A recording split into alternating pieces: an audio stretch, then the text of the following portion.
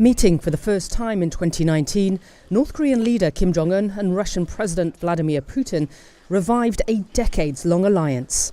North Korea has unsurprisingly sided with Russia, calling the US, quote, the root cause of the Ukrainian crisis, the war reinforcing a basic lesson.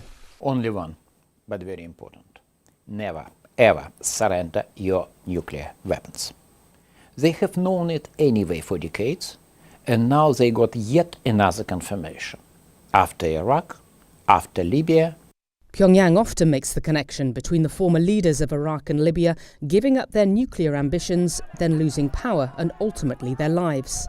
Ukraine agreed to transfer thousands of nuclear warheads to Russia after the Soviet Union broke up in 1991. It did not have an independent weapons program. But I think the war in Ukraine really affirms the North Korean view of how the world works. The North Koreans, I think, have persistently rejected the idea of any form of international order really having an effect on how states relate to each other. Kim is experiencing the most favourable weapons testing environment he has seen in his 10 years in power. A split among United Nations Security Council permanent members, Russia and China on one side, the US, UK and France on the other, means the chances of punishing North Korea are zero. It's quite clear that China and Russia will block additional sanctions, and frankly it's not quite clear what else can you possibly sanction.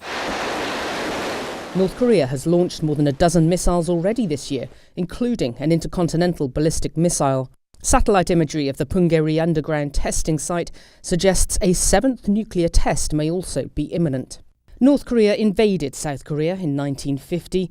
The thought it might try again has long been dismissed. But Russia's invasion of Ukraine and the West's refusal to fight directly against a nuclear power is at least raising the question. Maybe, just maybe, this American president of the year 2045 or 2055 will not risk San Francisco in order to save Seoul. North Korea could also benefit potentially from countries boycotting Russian oil and gas. Cash-strapped Pyongyang would be more than happy to pick up some of the slack for Moscow, potentially at a discount, and certainly would appreciate dealing with a country that no longer feels constrained by US-led sanctions. Paula Hancock's CNN Seoul.